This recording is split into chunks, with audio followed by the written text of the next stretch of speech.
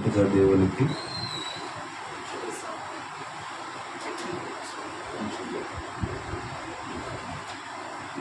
దేవునికి వందనాలు. తర్వాత దైవజనులు మీ అందరికీ నా వందనాలు తెలియపరుస్తున్నాను. అందరికీ వందనాలు. దైవ గ్రంథంలో సాక్ష్యం కలిగేటువంటి దేవుని పిల్లలు, దైవ సేవకులు ఉన్నారు. వారిలో ఒక వ్యక్తి గురించి మాత్రమే మీకు నేను తెలియజేస్తాను. మీకు తెలియదని కాదు, జస్ట్ మీకు గుర్తు చేస్తున్నాను అంతే.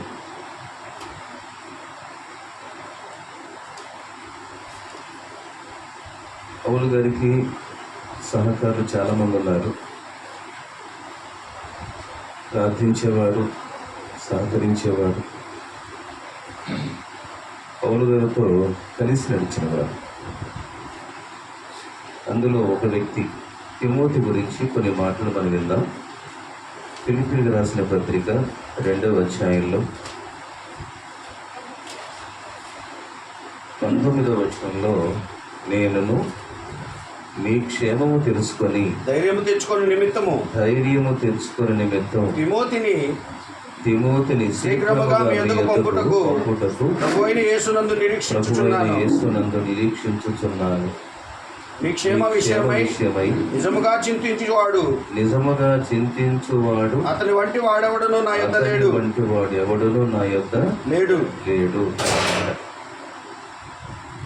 22వ వచనంలో, అతని యోగ్యత, తిమోతి గారి యొక్క యోగ్యతట మీరెరుగుదురు. అతని యోగ్యత మీరు ఎరుగుదురు. తండ్రికి కుమారుడు ఎలాగూ సేవ చేయను అలాగే అతడు నాతో కూడా సువార్త వ్యాపకము నిమిత్తము సేవ చేసెను అనే మాట చాలా అద్భుతమైన మాట. తిమోతి యొక్క సాక్ష్యం. ఈ తిమోతి యొక్క తల్లిగారు విశ్వసించిన ఒక యూదురాలి యొక్క కుమారుడు. తండ్రి చూస్తేనేమో అన్యుడు, గ్రీసు దేశస్థుడు. ఇతని పెంపకం 3 అంచెల, అటు అవ్వమ్మ కాలంలోనూ తల్లి కాలంలోనూ పౌలు గారి సేవా పరిచర్యలోనూ 3 అంతలుగా దేవుని యొక్క వాక్యమును, భక్తిని నేర్చుకున్నటువంటి ఒక గొప్ప వ్యక్తి. అయినను గర్వం లేనివాడు, ప్రార్థనాపరుడు కూడా. ఒక తండ్రికి కుమారుడు ఎలాగో సేవ చేస్తాడో అలాగే పౌలు గారి వెంట నడుస్తూ పౌలు గారికి దెర్బే, లుస్త్రా, ఈకొనియా ప్రాంతాల్లో ఎదురైనటువంటి శోధనలు మామూలు సమస్యలు కాదు. అయినను ఇర్మియాను వదిలిపెట్టి వెళ్ళిపోయిన బారుకులాగా ప్రవర్తింపకుండా వాక్యము నిమిత్తము అనేక కష్టాలు ఎదురైనప్పుడు 4 రకాల నేలల్లో 2వ రకపు నేలలో చాలామంది వాక్యము నిమిత్తము శ్రమలు ఎదురైన వెంటనే వెళ్ళిపోతున్న అనేక మంది వలె తిమోతి ప్రవర్తించలేదు. ఆ మాటలు పౌలు గారి అంటారు. తిమోతికి రాసిన 2వ పత్రికలో 3వ అధ్యాయంలో 10వ వచనంలో, అయితే నీవు నా బోధను నా ప్రవర్తనను నా ఉద్దేశమును నా విశ్వాసమును నా దీర్ఘశాంతమును నా ప్రేమను నా ఓర్పును అంతియొకయ ఈకొనియా లుస్త్రా అను పట్టణములలో నాకు కలిగినట్టి హింసలను ఉపద్రవములను తెలుసుకొనిన వాడవై నన్ను వెంబడించావని మాట చాలా గొప్ప మాట. బైబిల్లో అనేక మంచి సహకారులు, ఎపఫ్రొదితు, తుకికు అనేటువంటి ఒక వ్యక్తి, తిమోతి, శీల, ఎపఫ్రొదితు, వీళ్ళందరూ కూడా చక్కటి ఎండాకాలంలో ఇంటికి వస్తే చల్లటి నీళ్ళు ఇస్తే ఎంత ఊరట ఉంటుందో అలాంటి ఊరట కలిగించిన వాళ్ళు దైవ సేవకులు వీళ్ళందరూ. మనస్తాపం కలిగించిన వాళ్ళు కాదు. సేవలో మనం నమ్ముకున్నటువంటి వారు, మనతో అప్పటి వరకు నడిచిన వాళ్ళు మనల్ని వదిలేసి వెళ్ళిపోతుంటే ఎంత వేదనగా ఉంటుంది.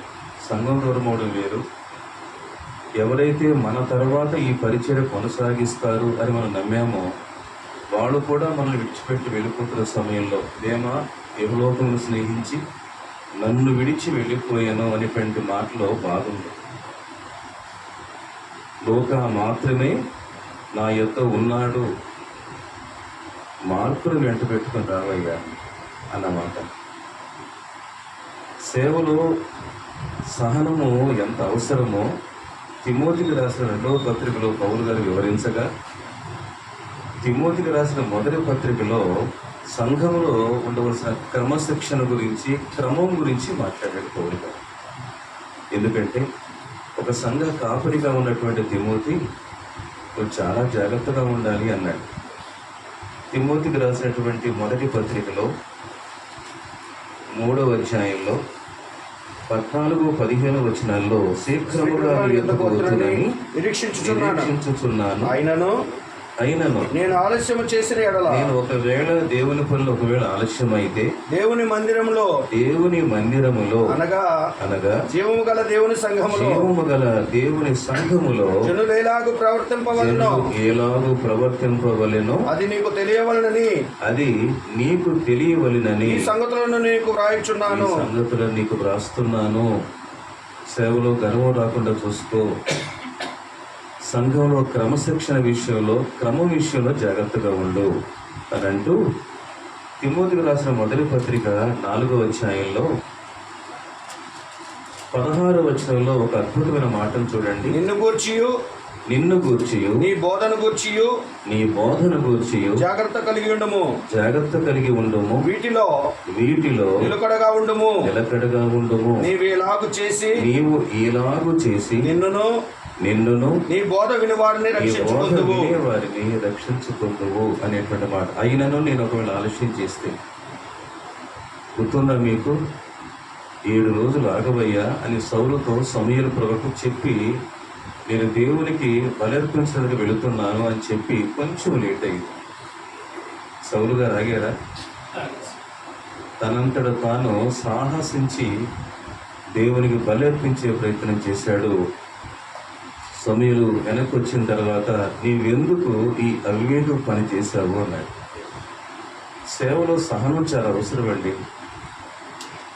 బిడ్డను ఇస్తాను అన్న దేవుడు అబ్రహాముకు, శారాకు 25 సంవత్సరాలు సమయం తీసుకున్నాడు. ఆయన ఇవ్వలేక ఈలోపు శారమ్మ, అబ్రహాం గారు దేవుని మీద ఏమైనా ఆయాస పెట్టుకుంటారా? ఇస్తానన్న దేవుడు మాట తప్పాడా అని అనుకున్నారా? ఎక్కడ అనుకోలేదు. నేను మొన్న మధ్య వైజాగ్లో వేపకుంట అనే ప్రాంతానికి వెళ్ళాను. ఆ దైవ సేవకుడికి 10 సంఘాలు ఉన్నాయి. 10 వేరు గ్రామాల్లో. ఎక్కడైతే పెద్ద మందిరం కట్టుకున్నాడో వేపకుంటలో పురుషోత్తమ నగర్ అని, అక్కడ పెద్ద మందిరం ఉంది. కానీ ఆ చుట్టుపక్కల గ్రామస్తులు ఒక్కరు కూడా రారట మందిరానికి. ఎక్కడెక్కడి నుంచో వస్తారు కానీ ఆ గ్రామస్తులు మాత్రం రారట. రాలేదంతవరకు. ఎంతకాలం ఇక్కడ మీరు దేవుని పరిచయం చేస్తున్నారంటే 24 సంవత్సరాలు. భార్యాభర్తలు చాలా అకుల ప్రిస్కిల్లాగా కష్టపడే వ్యక్తులు. 2 కొడుకులు, అందరూ కష్టపడతారు. కానీ 24 సంవత్సరాలుగా ఆ గ్రామస్తులు మాత్రం మందిరంలో గడిపారు. అయినా ఎక్కడ విసుగుదల లేకుండా ఆ దైవ సేవకురాలు ప్రయాసపడుతూనే ఉన్నారు. తిమోతి, సేవలో సహనం చాలా అవసరమయ్యా, సేవలో సహనం చాలా అవసరమని 2వ తిమోతికి రాసిన పత్రికలో నొక్కి వక్కాణించాడు దైవ సేవకుడు పౌలు గారు. తిమోతికి రాసిన 1వ పత్రికలో సేవలో క్రమశిక్షణ చాలా అవసరమయ్యా, క్రమం చాలా అవసరమయ్యా అని వివరిస్తూ ఆ పత్రిక రాయడం జరిగింది. నిజంగా కొన్ని స్థలాలకు వెళుతూ ఆనాడు నెహేమియా, నేను సమాధులు ఉన్న మా పితరుల సమాధులు ఉన్నటువంటి ప్రాంతానికి నేను వెళతాను అని రాజుగారు పర్మిషన్ అడిగినప్పుడు ఆ రాజు యొక్క భార్య రాణి గారు ఏమన్నారో తెలుసా? మళ్ళీ ఎప్పుడు వస్తావు నెహేమియా, ఇలాంటి నమ్మకస్తులు నాకు దొరకరు అని చెప్పి అన్న మాటలు బైబిల్లో రాయబడ్డాయి. అంటే నమ్మకస్తులు ఎవరు పోగొట్టుకోరు, నమ్మకస్తులు ఆయన కూడా వదిలిపెట్టాడు.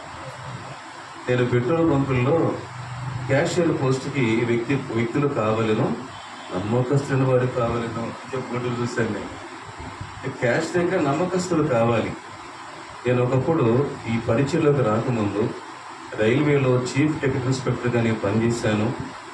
పెన్షనరీ సర్వీస్ కూడా చేయకుండానే ప్రభు నన్ను తన సేవ కొరకు పిలిస్తే జాబ్ రిజైన్ చేసి దేవుని సేవలోకి వచ్చాను.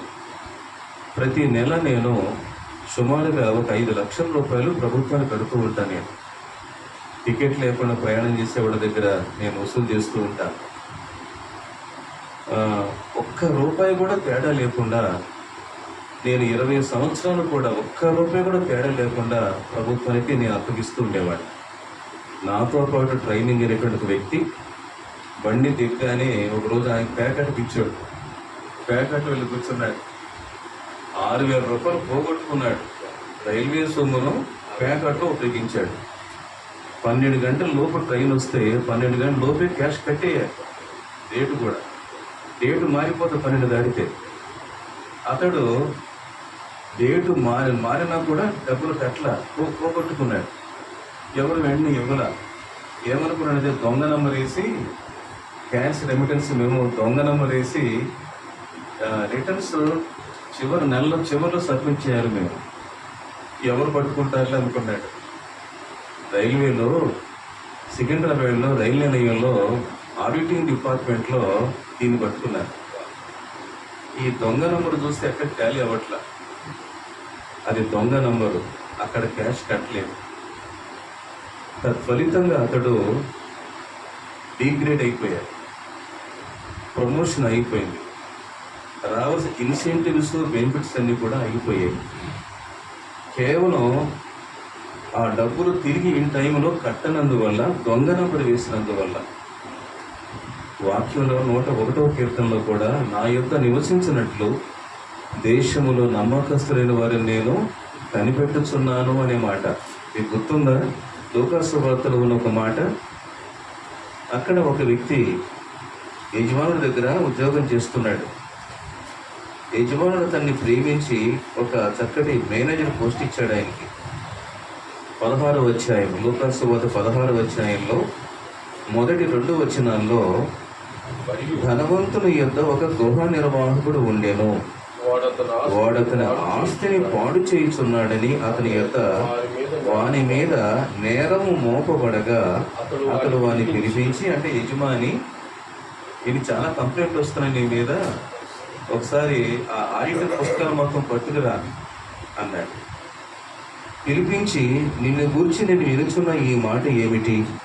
నీ గృహ నిర్వాహకత్వము లెక్క అప్పగించుము, నీవు ఇక మీదట గృహ నిర్వాహకుడిపై ఉండ వల్ల కాదని వారితో చెప్పాను అనే మాట.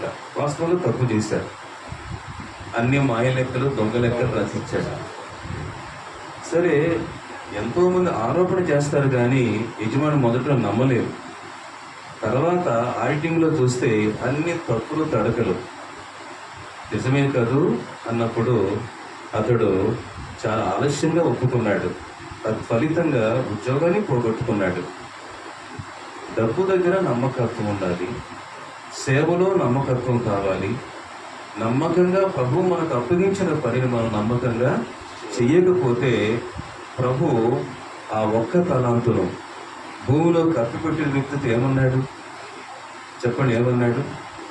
సోమరువైన చెడ్డదాసుడా, నీవు ఈ కొంచెంలో కూడా నమ్మకంగా ఉండలేకపోయావే, ఆ పెద్ద తలాంతుల విషయంలో ఎలా నమ్మకంగా ఉండగలవు? కాబట్టి మనకు ఎంతమంది వస్తున్నారు సంఘానికి అన్నది ముఖ్యం కాదు, ఎంత నమ్మకంగా మనం వారిని కాస్తున్నామో లేక వాక్యంతో మేపుతున్నామో అన్నదే చాలా ప్రాముఖ్యం.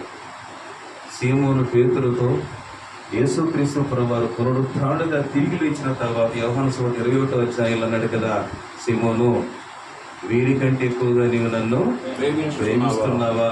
అయితే నా గొర్రెలను కాయుము. 3 సార్లు కాయుము, మేపుము అనే పదాలు. ఆయన ఏ ప్రభా నేను 3 సార్లు నన్ను ఎందుకు అడిగావయ్యా అన్నప్పుడు 3 సార్లు అబద్ధం ఆడావు కదా, గుర్తొచ్చిందా? నేనెవరో తెలియదు అన్నావు కదా. నేను ఎరగనని 3 సార్లు అబద్ధం ఆడుతామన్నప్పుడు పేతురు ఏమన్నాడు? సావవలసి వచ్చిన నేను అబద్ధం ఆడను అన్నాడా లేదా? ప్రభు ఒక మాట అన్నాడు కదా, మీరందరూ నన్ను ఒక దినాన్న నన్ను వదిలేసి వెళ్ళిపోతారు అన్నాడు. అవునా? లేదు ప్రభు, దయచేసి మీరు తొందరపడద్దు, చాలా షార్ట్ టెంపర్గా ఉన్నారు. ఏది యేసు ప్రభు, ఆయన షార్ట్ టెంపర్ అంట. తొందరపడద్దు, మీరు అలా అనొద్దు, నేను చాలా మంచివాడిని, నీకోసం నేను ప్రాణము కూడా ఇస్తాను అన్నాడు. ప్రాణం ఇస్తావా పేతురు? నేనెవరో నీకు తెలియదని 3 సార్లు నీవు అబద్ధం ఆడతావు, అప్పుడే కోడికి వస్తుంది అన్నాడు. ఆ తర్వాత మీరందరూ నన్ను వదిలేసి వెళ్ళిపోతారన్న మాటకు అందరూ ఆయన వదిలిపెట్టి వెళ్ళిపోయారు. కానీ ప్రభు అన్నాడు, నేనెన్నడూ ఒంటరివాడిని కాదు అన్నాడు. ఆయన సేవలో మీరు ఒంటరివాడు కాదు. సంఘం వదిలేసిన, అందరూ వదిలేసిన, నిన్ను పిలిచిన దేవుడు నీకు తోడుగా ఉంటాడు. నేను సరిగ్గా గారికి చాలా సందర్భాలు చెప్పేది అదే. ఈ ప్రాంతం సంగతి నాకు బాగా తెలుసు. ఈ ప్రాంతంలో ఒకప్పుడు పొలాలు ఉండేవి. నేను ఈ పొలాల్లోకి వచ్చి ప్రాంతంలో గడుపుకునేవాడిని. అప్పుడు నేను ఇక్కడి కేంద్రస్థపేట ఉండేవాడిని. అప్పుడు ఈ గృహాలు, ఈ కాలనీలు ఏమీ లేవు. ఆ తర్వాత ప్రభుత్వం ఇక్కడ స్థలాలు, ఆ తర్వాత స్థలాలు మన ఇల్లు కట్టే సమయం కొంత టైం పట్టింది. వీళ్ళు చాలామంది వాళ్ళకి ఎలా చేయనటువంటి స్థలాలు అమ్మేసుకుని వెళ్ళిపోయారు. ఇక్కడ ఉన్న వాళ్ళు ఎవరు కూడా మొదటి నుంచి కూడా వారి సొంత స్థలాల్లో లేరు. ఈరోజు 2, 3, 4, 5 చేతులు కూడా మారిన సందర్భాలు. భయంకరమైన అంధకార శక్తులన్నీ కూడా ఇక్కడ క్యాంపేసి ఉన్నాయి. చాలా గృహాల్లో రకరకాలుగా మట్టలు జరిగినాయి, తగలబెట్టుకున్నారు, చంపుకున్నారు. ఇలాంటి పరిస్థితుల గురించి నాకు బాగా తెలుసు. పాములు తిరుగుతుండేవి, రకరకాల పరిస్థితులు. మా ధైర్యంగా ఉండు, ఈ ప్రాంతం ఒక సుధమగుమర ప్రాంతమే కాదన్నాం. ఎందుకంటే నాకు తెలిసి ఈ ప్రాంతం గురించి ఇక్కడ కూడా చాలామంది విశ్వాసులు మన మందిరానికి వస్తూ ఉంటారు. కానీ ధైర్యంగా ఉండు, ప్రభు నీకు తోడుగా ఉంటాడు.